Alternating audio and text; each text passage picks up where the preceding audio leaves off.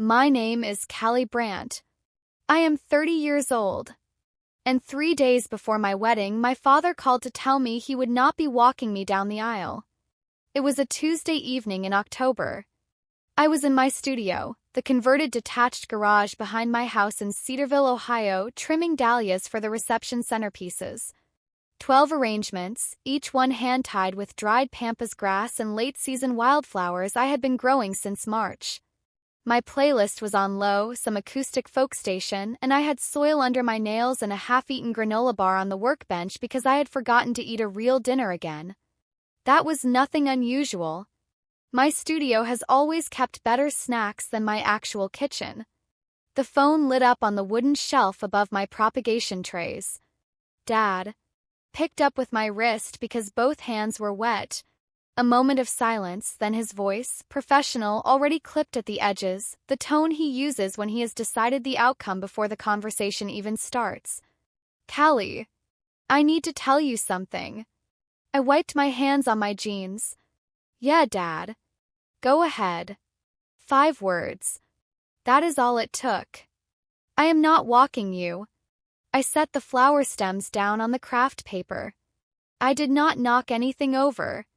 I did not make a sound. I stood in my studio with the October air slipping in through the cracked side door and the folk playlist still going low in the background, and I counted the seconds of silence that followed. I got to 6 before either of us spoke. 6 seconds sounds like nothing. It is a lifetime when you are the one living inside each one. Then he gave me the reason. And somehow the reason was so much worse than silence would have been. Brooke says it would be too hard for her to watch. Brooke. My sister. 3 years older, technically still married at that point, mother of 2 kids, and apparently still the gravitational center around which every single decision my parents have made for the past decade continues to orbit, including now mine. Dad. I kept my voice flat. Brooke is not the one getting married. She is going through a rough stretch right now, Cal. Her marriage, you know how things are. She says seeing me walk you would just be too painful. I did not throw anything. Part of me wanted to. I had spent 14 months on this wedding and grown every flower in those centerpieces myself. I just deserved to have my own father standing beside me when those doors opened. But I stayed quiet because deep down I had been half expecting a version of this call for years. I asked the only question that actually mattered. Did Brooke threaten to keep Emma and Jake away from Christmas again? The silence on his end said everything. She said if I walked you, she would not bring the kids for the holidays. There it was. The lever. The same lever my sister had been yanking for 3 solid years, and my dad had been folding to every single time, because Emma is 6 and Jake is 3, and my father, Glenn Brandt, retired regional manager for a mid-size corporate accounting firm, collector of jazz vinyl, man who once genuinely teared up at a car insurance commercial, loves those grandchildren more than he has ever been willing to fight for anything else in his life, including me. "'Kay, Dad." "Callie, please." I said okay. I hung up, picked up the dahlias, finished the arrangement. My hands did not shake. I so badly wanted them to. Shaking would have meant I was surprised. I was not surprised. I was just finally and completely done pretending there was any chance I might be. My mom called 10 minutes later, right on schedule. Linda Brandt does not leave loose ends. She confirmed everything my dad had said and added that walking alone was actually quite empowering. Cal, lots of women do it now, delivered with the calm certainty of someone who had already decided she was right before she picked up the phone. Mom. He gave me his word 12 months ago. Situations change, sweetheart. Your sister is hurting right now. And you have Nate. I have Nate. I almost laughed. So because my life is going well, my feelings count for less? Don't blow this up into something bigger than it is, Callie. Walk yourself. It'll be fine. She said fine the way people say it when they have already checked out of the conversation. I hung up and went out to the back porch. The October air was sharp, but I was not ready to go inside. I sat on the top step and looked at the coneflowers along the fence, the native grasses near the walk, The redbud tree I had planted 4 years back that was now blazing red against the darkening sky. I had built something here, same as I had been building things my whole life. And I sat there trying to understand why the people who were supposed to celebrate that kept choosing not to show up. Nate found me about 20 minutes later. No questions. No I told you so. He just sat down beside me, put his arm around my shoulder and waited. That is Nate Sinclair. He does not swoop in and fix things. He stands next to you so you are not standing alone. If you are new here, welcome to my channel. This is where we get into the raw, unfiltered stuff. Family, loyalty, and finding out who actually shows up when it counts. Stick with me through this one because the moment at the end of that aisle floored me in a way I am still processing. Hit subscribe so you don't miss what comes next, and drop a comment right now. Have you ever had someone unexpected step up for you when your own family let you down? I want to hear it. I grew up in Cedarville, Ohio. Vinyl-sided colonials, leaf-blower Saturdays, the kind of solid Midwestern town where everybody waves from their driveway but couldn't tell you your middle name if you paid them. My sister Brooke was the one my parents held up like a flag. Honor roll straight through, captain of the speech team, the daughter they pointed to at neighborhood cookouts like she was evidence of something. This is Brooke. She is going to be a real estate attorney someday. They said it before she had done a single thing to prove it, like the prediction itself counted as an accomplishment. I was the one who came home with mud on my boots and seed packets falling out of my pockets. When I was 13, I built a little container garden on our back deck. Tomatoes, basil, one extremely ambitious attempt at growing cantaloupe that collapsed completely. When I was 15, I talked our neighbor Mr. Petrie into letting me design and plant his front yard in exchange for access to his tool shed on weekends. I drew the layout on graph paper, sourced the plants myself, put everything in the ground with my own hands. That yard took a Neighborhood Beautification Award the following spring. My parents drove past the little sign in the yard. My mom said it was cute. My dad photographed the sign, not me, and stuck it on the fridge, where it stayed for exactly 1 week before Brooke's ACT score got taped over the top of it. The summer I was 16, our town's community science fair landed on the same Saturday as Brooke's regional speech competition. My project, a study on restoring native pollinator habitat in residential spaces, had eaten 3 months of my life. I had tracked soil composition, growth rates, recorded bee population visits morning and evening. Real data. A foam board I had finished at midnight. I took second place, a green ribbon, and a handshake from the county extension agent who told me I had a genuine future in environmental design. My dad walked in 35 minutes before the fair ended. The judges were already breaking down tables. Sorry, kid. Your sister's event ran long. He looked at the green ribbon. Good job. Said the way you say it to a stranger's kid at a checkout line. Then he checked his phone. I keep telling myself I stopped needing that acknowledgement a long time ago. Some days I almost believe it. My high school graduation was a Thursday in June. That same week, Brooke received her acceptance into a business development program at the University of Michigan. My parents decided to fold both celebrations into one dinner at a nice restaurant downtown. 3 toasts were raised that evening. Every single one was about Brooke. I had graduated with a 3.8 GPA and my own acceptance letter to Ohio State's landscape architecture program, applied to on my own dime, the application fee paid from 9 neighbors' lawn care jobs I had been running since sophomore year, mowing, mulching, planting beds at $50 a job. When I told my mom about the program over breakfast the morning after graduation, she set down her coffee mug and looked at me with the expression she keeps for things she cannot categorize. That is like gardening, right? As an actual career path? She said it gently, the way you say something gently when you have already decided it does not really count. Years later, our neighbor Edna Marsh, a retired schoolteacher, 68 years old, and my grandmother Rose's closest friend for 4 decades, told me she had overheard my mom on the phone with her own sister saying Callie is studying landscaping. I honestly have no idea what to tell people. Brooke's Michigan tuition was paid in full by my parents every semester without a single public discussion. I know because my mom mentioned the yearly amount at Thanksgiving with the satisfied tone of someone announcing a donation to charity. My tuition I covered myself. Lawn care summers. A part-time shift at the campus greenhouse on weekdays. Student loans for the rest. Nobody made a toast about my loan balance at any dinner table. After college, Brooke married Derek Weston. Financial advisor, pressed dress shirts, the kind of man who talks about wine the way other people talk about their faith. My parents looked 10 years younger at that reception.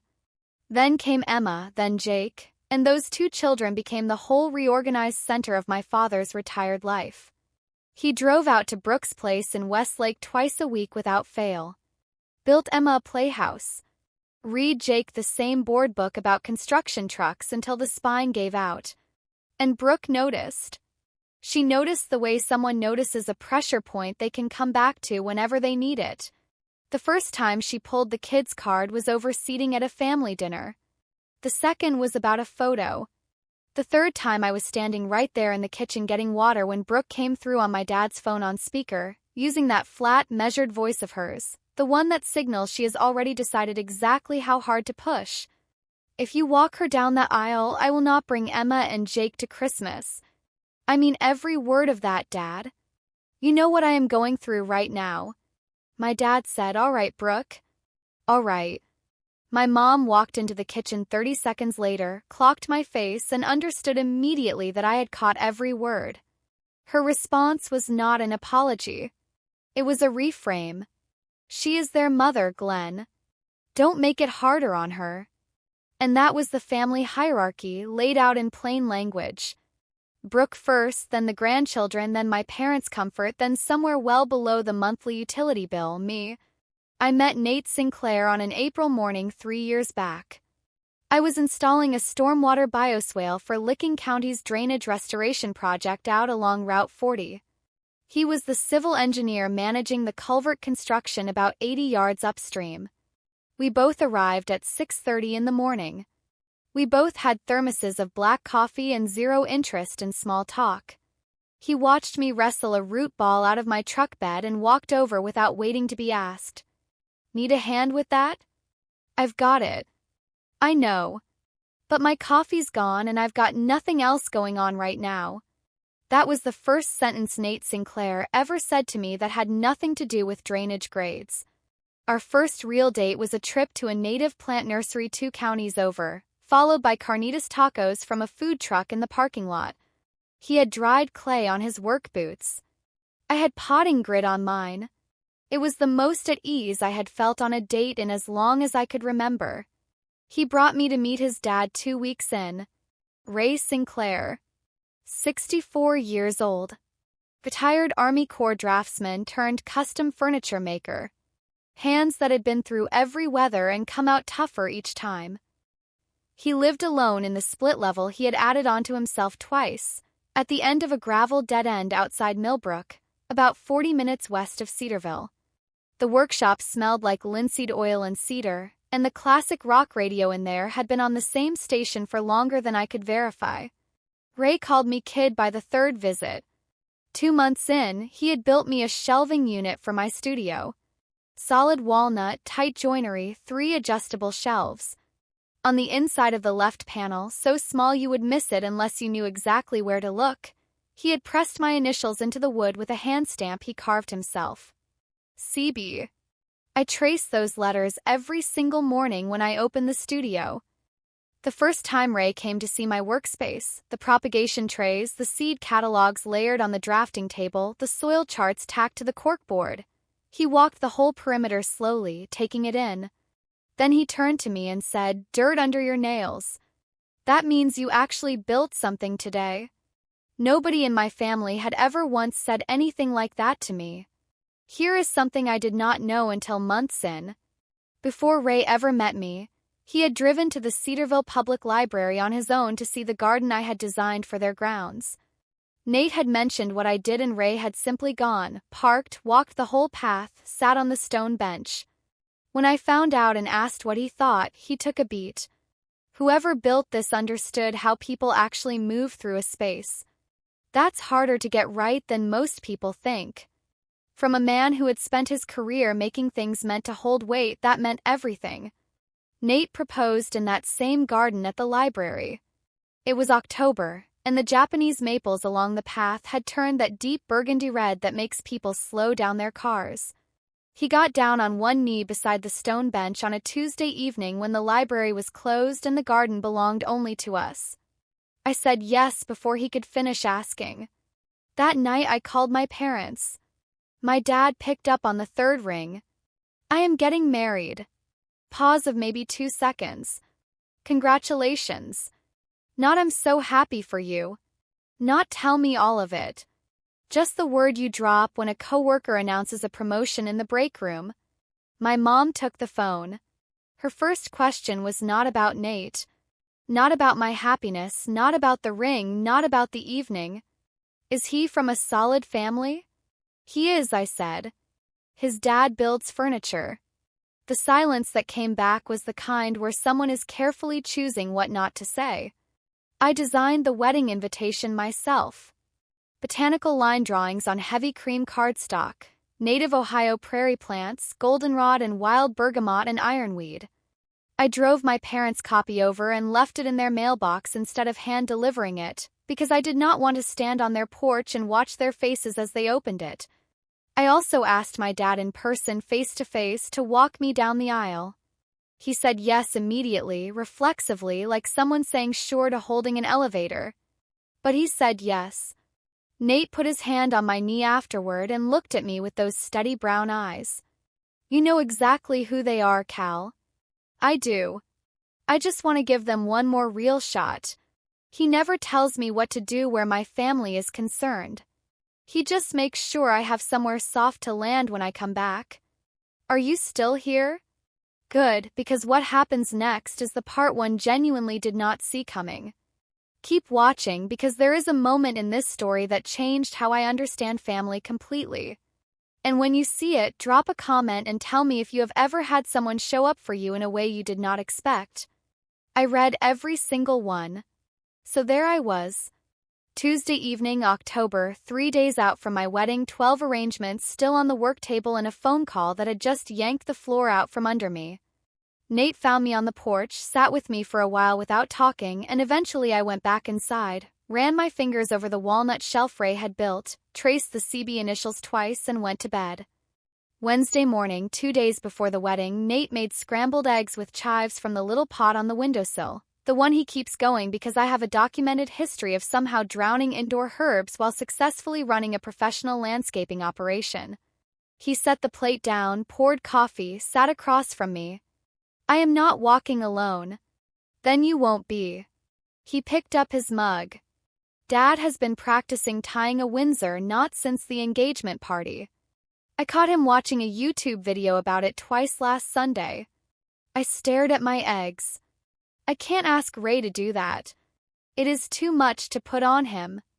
Nate set the mug down. Callie, that man built you a shelving unit he had absolutely zero obligation to build. He drives 40 minutes out here to drop off heirloom seed catalogs he thinks you might want to flip through. He put a place setting for you at Sunday dinner 2 months after we started dating and has not touched it since. He paused. He has been hoping someone would ask. He just didn't want to push. Something opened up inside my chest. Not hurt, warmer than that. The recognition that the person I had been looking for had been 40 minutes up the road for 3 years straight, with cedar shavings on his work apron and classic rock in the background and a steady, uncomplicated belief in every single thing I built. Okay. I pushed back my plate. I'll drive out today. Here is the part one did not see coming. About an hour after that conversation, my phone rang. Tessa, my best friend and maid of honor, the kind of woman who will tell you your outfit is a disaster and have you looking better within 10 minutes, had run into Brooke that morning at a nail salon over in Westlake. Same technician, apparently. Your sister was talking about your wedding, Tessa said. To her nail tech. Loud enough that half the salon heard. What exactly did she say? She said, and I am repeating this word for word, that everything is always about Callie now. That ever since you started your business, it is like the rest of the family does not register. I nearly dropped my phone. Always about me. I had to let that sit for a second. Me, the one whose science fair ribbon got covered by her ACT score. The one whose graduation dinner turned into a University of Michigan acceptance party. The one whose career had been classified as just gardening by her own mother and apparently passed along like a family recipe. Apparently, I had been stealing the spotlight the entire time. And then she said, Tessa's voice dipped, and I genuinely wish I was making this up. She said your little plant business isn't even real work. There it was. My mother's words, living in my sister's mouth, handed down the way you hand down old furniture that no longer fits anywhere but nobody can bring themselves to throw away. She is not upset about the wedding, Cal, Tessa said, voice going softer. She is envious. You have Nate. You have your business.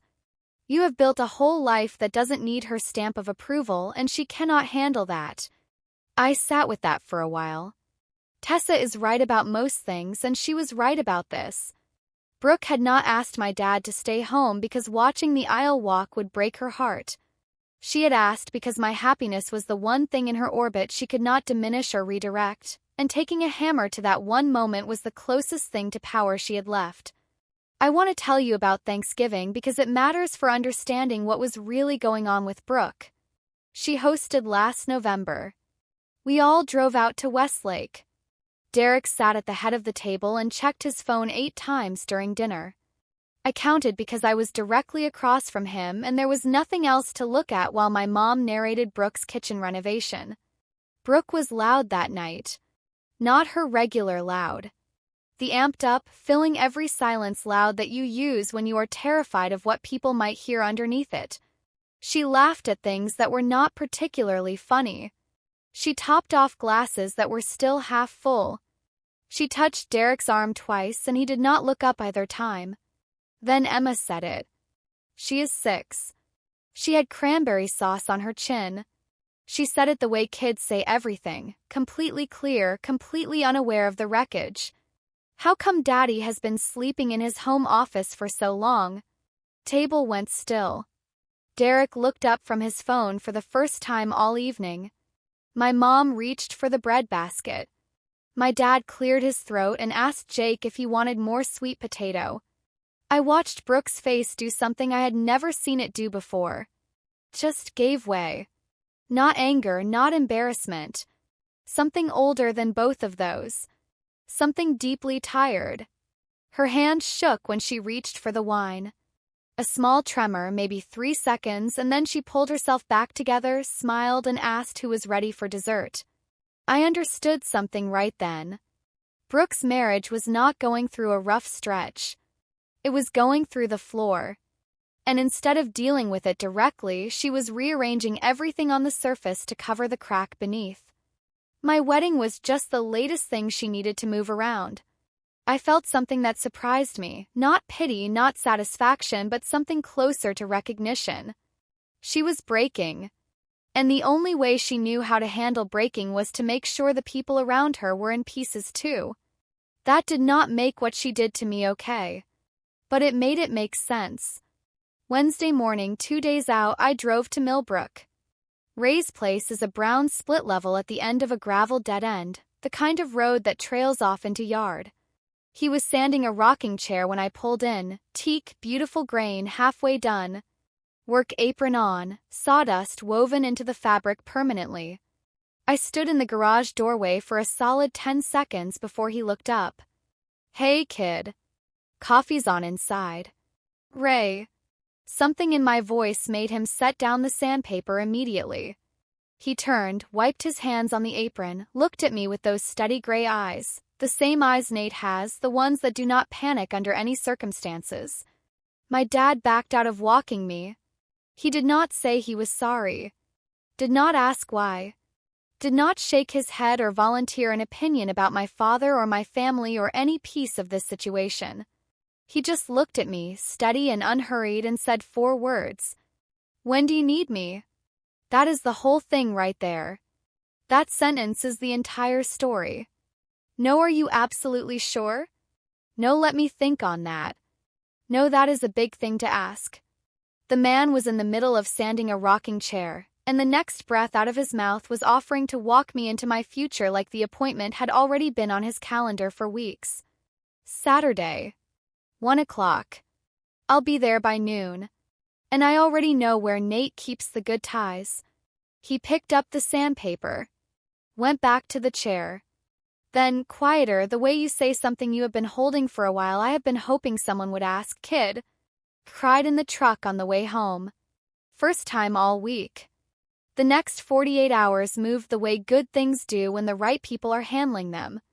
Tessa took the logistics in hand with the focused calm of someone who has organized 4 baby showers and once pulled off a birthday party during a January ice storm. She updated the seating chart. The front row center aisle seat, previously labeled for Glenn Brandt, was relabeled for Ray Sinclair. Nate took his dad shopping for a suit Thursday after work. Ray owned a sport coat from 2012 that he insisted still fit.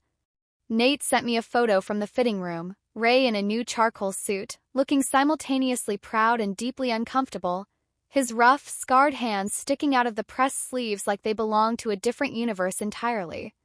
Nate's text under the photo said, "He asked me whether the tie was straight 4 separate times. I wrote my vows that evening in the studio. The walnut shelf was to my left. To my right was a small cutting board Ray had been secretly building as our wedding gift, cherrywood with a walnut stripe down the center, thinking I did not know about it, even though Nate had absolutely told me because Nate becomes a terrible secret keeper when he is excited about something good. I wrote by hand on the back of a landscape sketch. Crossed lines out. Rewrote them. Settled on something simple and true. My parents did not call Wednesday. Did not call Thursday. I checked my phone twice Thursday night and then put it in the kitchen drawer. Nate saw me do it. He did not say anything. He just made chamomile tea and left a mug on my nightstand. Then, Thursday afternoon, there was a knock at my studio door. Edna Marsh was standing on my porch holding a manila envelope with soft, worn edges. 68 years old, silver hair pinned back, the most direct woman I have ever known. She and my grandmother Rose had been close friends for 40 years. Edna was the one who sat with Rose in her last days 12 years ago. She was also the one who, a few years back, quietly told me what my mom had been saying around town about my career.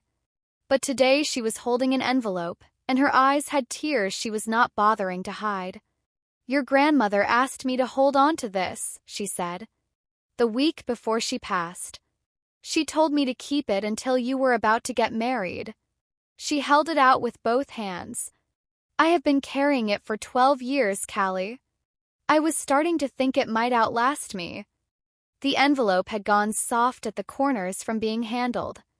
My grandmother's handwriting on the front, just my name, Callie. I opened it at the kitchen table. Edna sat across from me and did not say a word.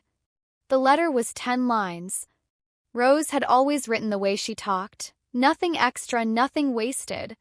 She had also always been the one person in my family who genuinely saw me. "Callie, by the time you read this, you are walking toward the biggest room of your life. I wish more than anything I could be standing in it with you. I wish I could tell your mother to sit all the way down and let you have your moment.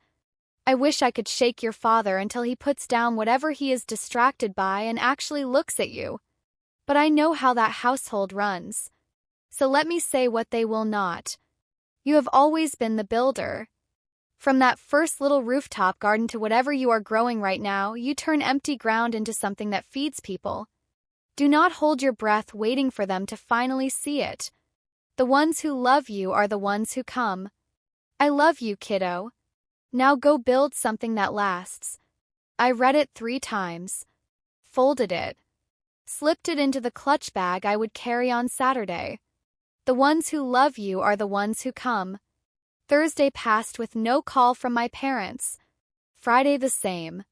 "Kay, I need you to pause here for just a second because I know some of you are watching this and feeling something you have not let yourself name yet. If this story is landing somewhere real for you, if you have been the one in the background while someone else got the spotlight, the one who built something nobody acknowledged, tell me about it in the comments. I read every single one. And please hit that like button, it genuinely helps more people find stories like this one. Friday evening was the rehearsal dinner. Ray drove in from Millbrook and arrived 20 minutes ahead of schedule. He spent the first part of that time helping the venue catering crew move tables because he had walked in while they were struggling with a folding setup and simply could not watch someone handle it wrong without stepping in. 25 guests, everyone there by choice. Nate's family filling most of the seats. Cora, my college roommate who had driven down from Cleveland. Tessa. The 6 women from the Saturday morning native plant workshop I run out of my studio for local families who want to start their own food gardens. Edna. And 0 people from my immediate family. Not a single one. The barn was everything I had imagined. Cedar beams, string lights, wildflower arrangements, and hammered copper vases on every table. Black-eyed Susans, asters, the last of the season's prairie coneflowers, dried grasses for texture. I had grown every bit of it. Smelled like October and open air and something genuinely honest. Ray stood for the toast. He held his glass the way he holds a wood plane, firmly like he intends to use it. I am not a public speaking kind of man. Nate, he will back me up on that. Soft laughter around the room. But I want to say this one thing. About 3 years ago, a woman showed up at my son's job site and hauled a root ball out of the back of a pickup truck like it had personally offended her. He paused. I liked her immediately. He looked at me. I never got a daughter. Turns out God just had a different timeline than I did. The room went completely quiet. Tessa pressed a cocktail napkin to her eyes. Nate's hand found my knee under the table. Ray lifted his glass. To Callie, who makes things grow. I looked at his wrist as he drank. Cedar shavings in the fold of his cuff. He had come straight from the workshop. He always came straight from the workshop. I do not think he actually knows how to be any other version of himself, and I have never once wished he were. That same Friday evening, 40 minutes east, my father sat alone in his garage. I did not know this until weeks later, when Tessa tracked it down through a mutual friend who had seen Glenn near his house. The friend said he had the look of a man carrying something too heavy to hold and too important to put down. He was on a folding chair in the garage, staring at the pegboard. On that pegboard was a photograph. Me at 13, holding up the biggest tomato from my container garden, grinning like I had just made a scientific breakthrough. He had stuck that photo up years back and had apparently never once taken it down. My mom appeared at the garage door around 9 that evening. Are we going tomorrow? Glenn looked at her for a long beat. I think we should. Fine. But we sit in the back. I am not turning this into a statement. Glenn nodded. He pulled out his phone. He typed a message addressed to me. I am proud of you, Callie. I have always been. He read it back. Sat with it for a long time. Then he erased every single word, locked the screen, and went inside. I did not learn about that deleted message until much later. When Tessa finally told me, I did not feel the anger I might have expected. I felt something quieter than anger. More tired. My father is not a bad man. He is a weak one. And weakness, when it shares a home with someone else's need for control, starts to look like cruelty from where the rest of us are standing. He had taken the path of least resistance so many times over so many years that it had become the only road he knew how to walk. He went to bed that night without sending a single word. 10:45 Friday night, my phone buzzed. Brooke. I heard you're not walking alone. Who is walking you? I looked at the screen. Put it face down on the nightstand. Did not write back. 11 minutes later, Tessa forwarded me a screenshot. Brooke had texted her directly. Do you know who's walking, Callie? She won't respond to me. Tessa had replied with a single period. Nothing else. I have never loved her more. Brooke apparently called my dad next. I know because Glenn texted Nate, not me, Nate, around 10:15. Brooke is really upset. She's convinced Callie is doing this to make the family look bad. Maybe we should just stay home. Nate typed out a reply, deleted it, typed another one, deleted that too. He showed me the phone. Your dad just asked whether we are trying to embarrass them. To your own wedding. I breathed in. Held it. Let it go slowly. My mom apparently called Glenn back. Edna found this out through a network I have completely stopped trying to explain. The short version is that Linda told Glenn they were going, because she was not about to give me the satisfaction of their absence. Classic Linda. Tendance as a position to hold, not as an act of love. And then Brooke's last text of the night to Glenn, eventually relayed through Edna's information chain. If you're going then so am I. So that was the full picture heading into Saturday. A woodworker in a new charcoal suit. A grandmother's letter in my clutch. 175 people who had chosen to show up. And 3 people in the back row who had spent the whole week convinced that the day was fundamentally about them. Saturday. I was up at 5:10. The house was dark and quiet. Nate had stayed at Ray's the night before, tradition he called it, though I have always suspected it was partly so Ray would not spend the whole night alone in his kitchen worrying about whether his tie was straight. I made coffee and sat out back. The garden was wrapped in that early morning October fog that turns everything soft and watercolor, like the edges of the world have not quite hardened yet for the day. Coneflowers along the fence had gone to seed.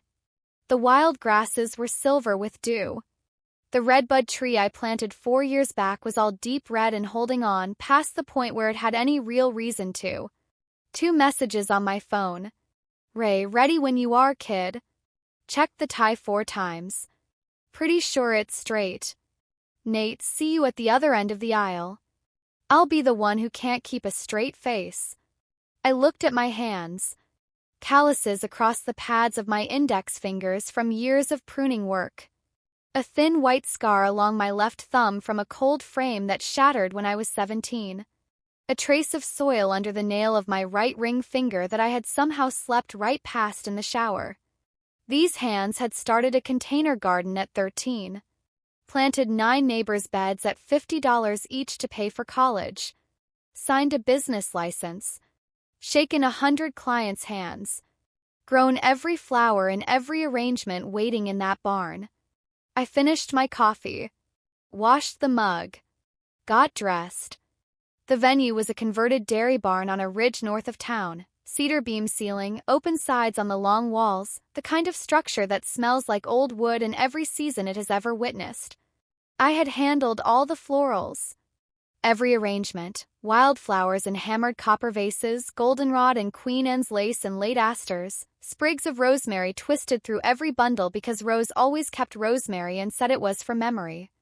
The ceremony arch was framed with native clematis I had been training on a wooden trellis Nate had built that past spring. Tessa was already in the bridal suite, makeup case open, mimosa in hand. You look like someone who has been awake since 5:10. Close enough. Sit down. She worked fast, foundation, mascara, a lip color she called Quiet Power that I am completely certain she invented on the spot because she needed a name for it. Edna arrived at 10 with a small velvet box. Inside were pearl drop earrings that had been my grandmother Rose's, worn to her own wedding in 1971. Something borrowed. Something old. Both wrapped up in one. I held them in my palm and they were warm, as if someone had just taken them off minutes ago. Cora came in. 3 of the workshop women arrived. Tessa pinned my hair with the pearl pin Edna had tucked alongside Rose's letter. The 5 of us in that little room felt like the most accurate version of family I had experienced in longer than I could easily say. 10:45, a knock at the door. Tessa swung it open. Ray stood in the doorway in the charcoal suit. White shirt, navy tie. His hands were at his sides the way they always are, rough and still, completely themselves. He looked at me in the dress and stopped moving forward. The man who measures every cut to a 64th of an inch went completely imprecise with his own face. His jaw tightened. He blinked twice. "Oh, kid. Do not start crying, Ray. I just got my mascara put on. I'm not crying. Workshop's dusty, gets in everything." Cora laughed from across the room. Edna covered a smile with her hand. Ray reached into his jacket pocket and brought out a small walnut box, hand-finished. Inside was a boutonniere, dried oak leaves, baby's breath, wrapped in simple twine. "Made it this morning. Figured flowers from a shop wouldn't feel right coming from me." I pinned it to his lapel. The oak leaves were from his own workshop. Same white oak as the shelving unit he had built me 3 years back, the one with the CB pressed into the panel, the one I open my studio beside every single day. He looked at me for a long moment. "You look strong," he said. Nobody had ever said that to me on a day I was supposed to look beautiful. It was the only word I needed to hear. At noon, I pulled back the curtain at the side of the barn and looked out. My side of the aisle was smaller than Nate's, but it was not empty. Edna in the front row. Cora. The Saturday workshop women, 6 of them, and I already knew at least 3 were going to cry openly. My accountant Gloria, who had once told me my quarterly numbers made her want to go start her own business. A landscaping client named Marion who had become a real friend over 2 years of projects and driven 90 minutes that morning to be there. And in the back row, far right corner, 3 people. Glenn in a dark suit studying his shoes. Linda sitting rigid, purse on her lap like a barrier.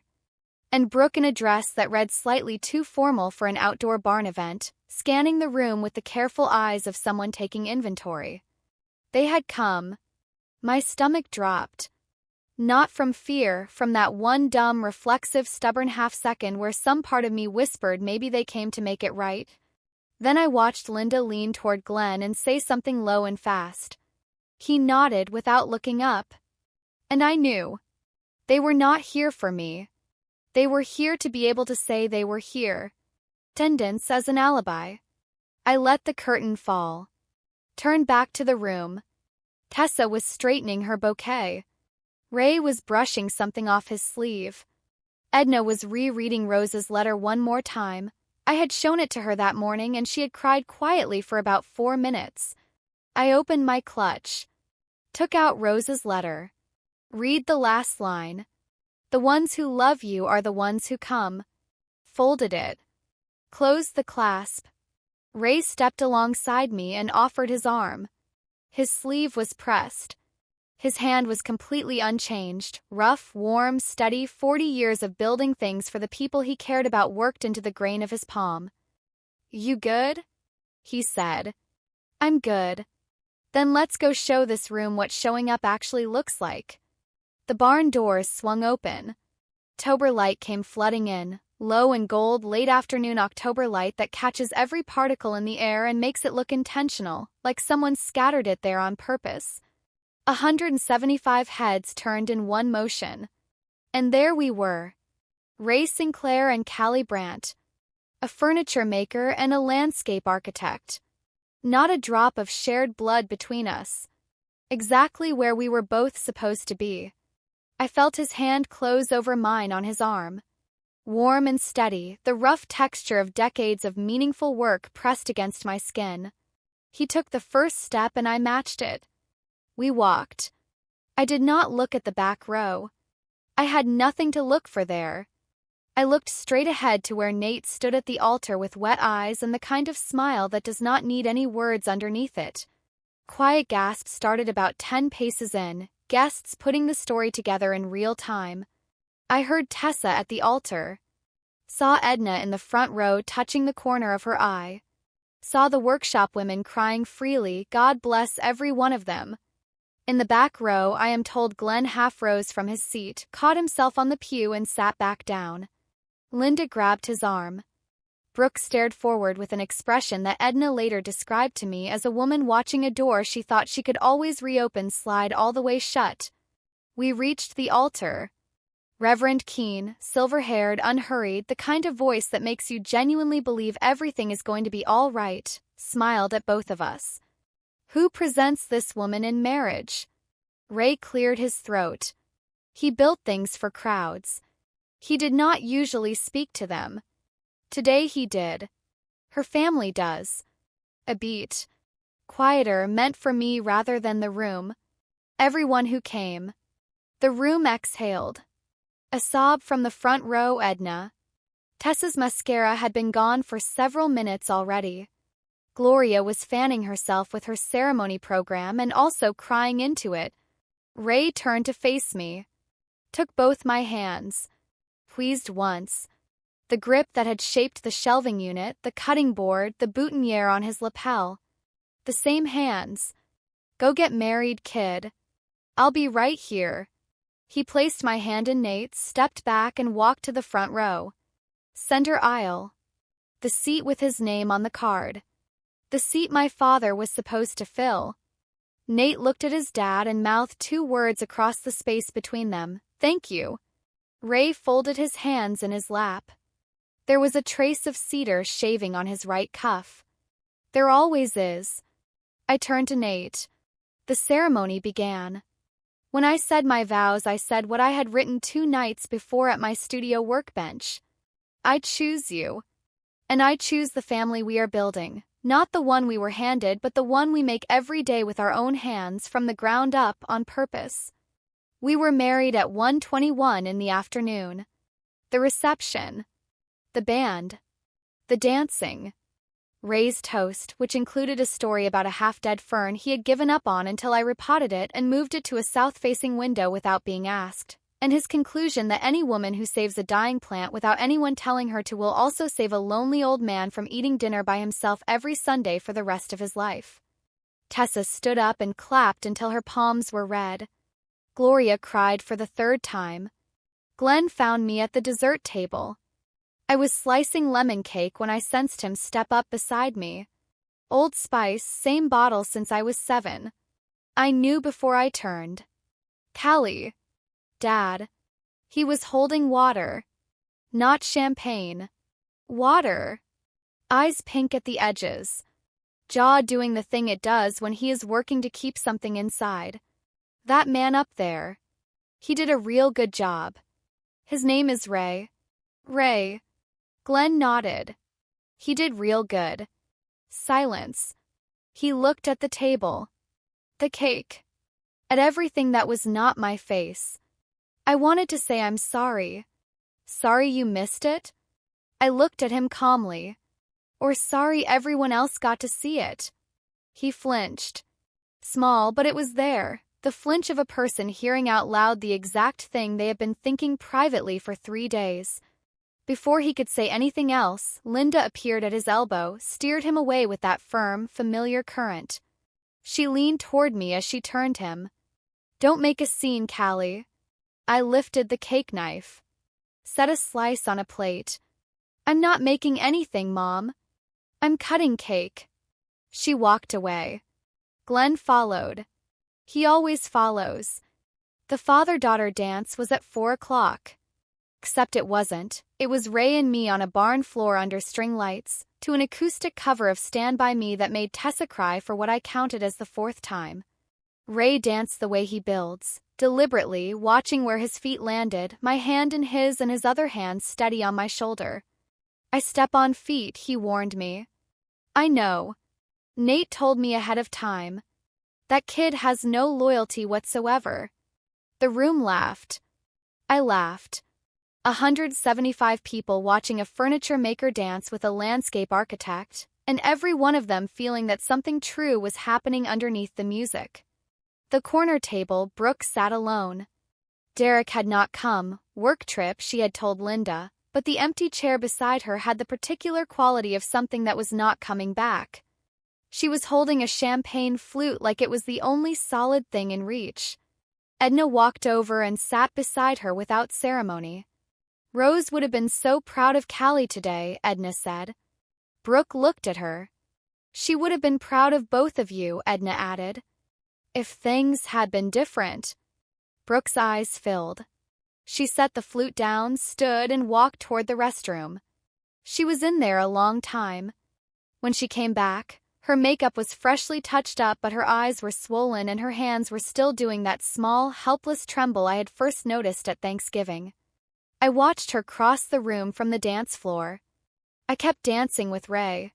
Some doors close because you close them. Others close because you stopped holding them open long enough for someone to walk through. My parents slipped out around 5 between the cake and the bouquet toss. Tessa told me afterward. The way you leave a party you were never truly present at.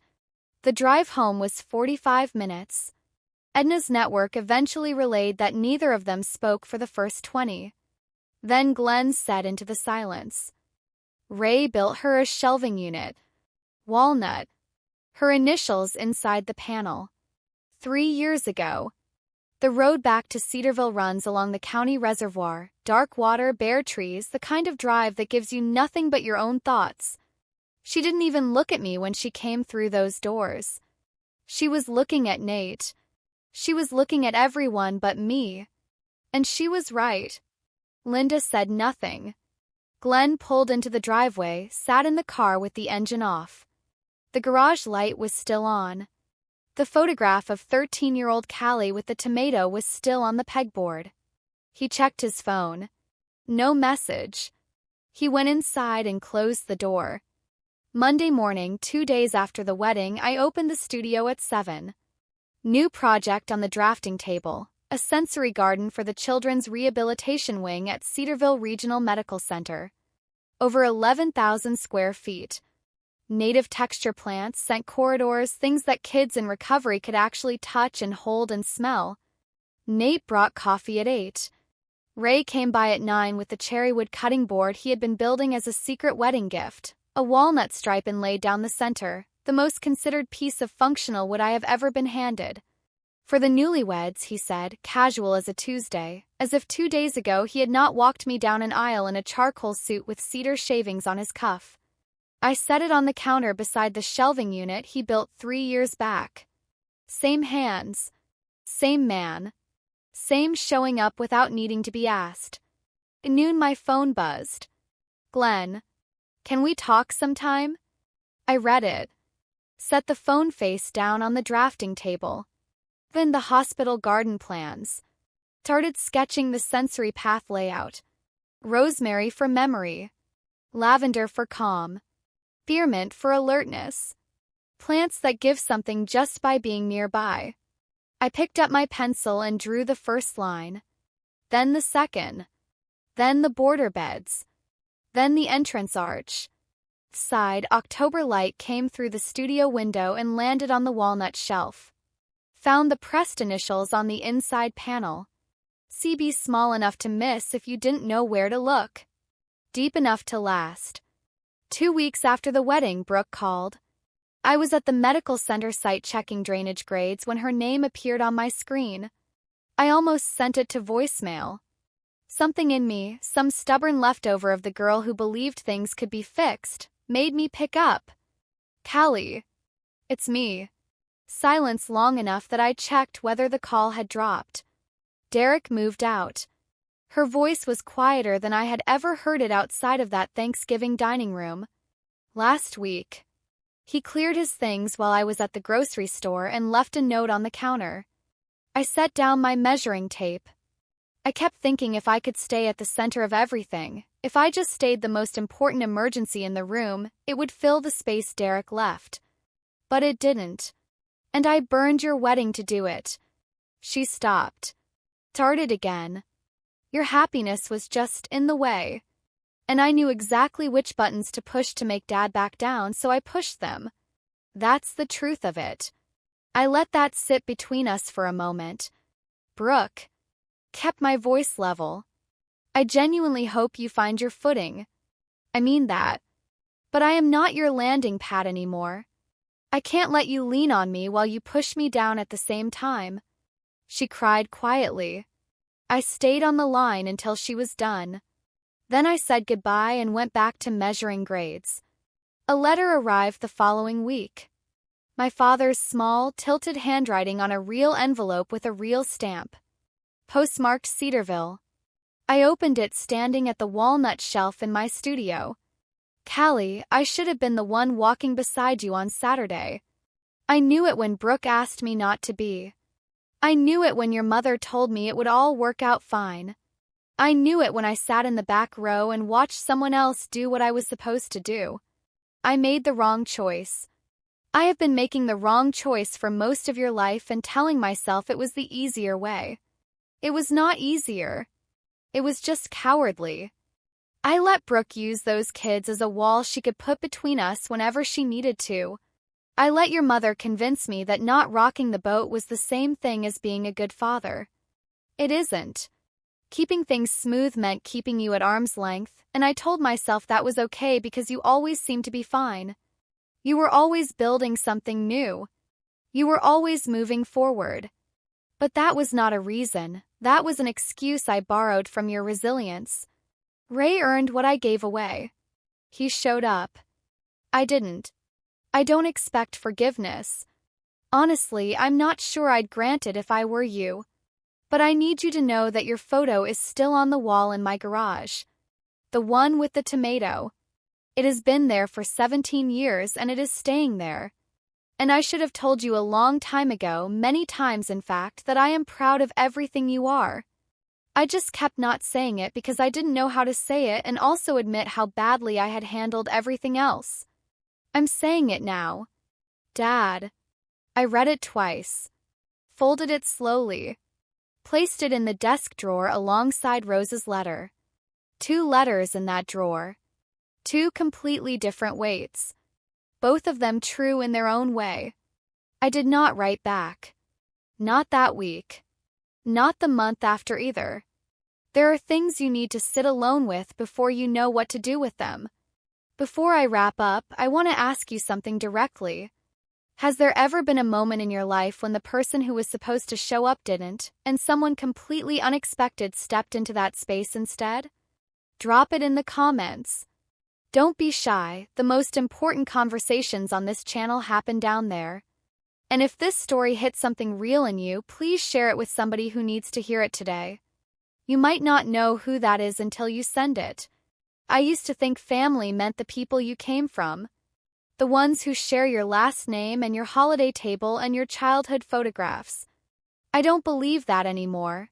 Family is the man who drives 40 minutes on a Saturday morning to drop off a seed catalog he thought you might want to look through.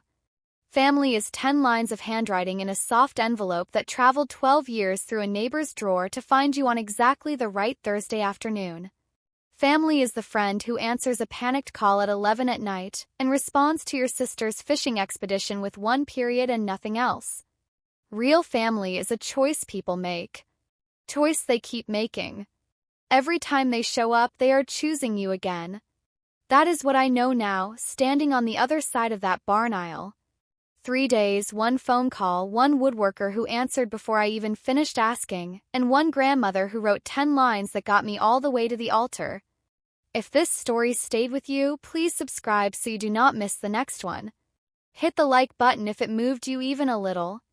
And share it with someone in your life who has ever felt like the family footnote, the one nobody quite remembered to include.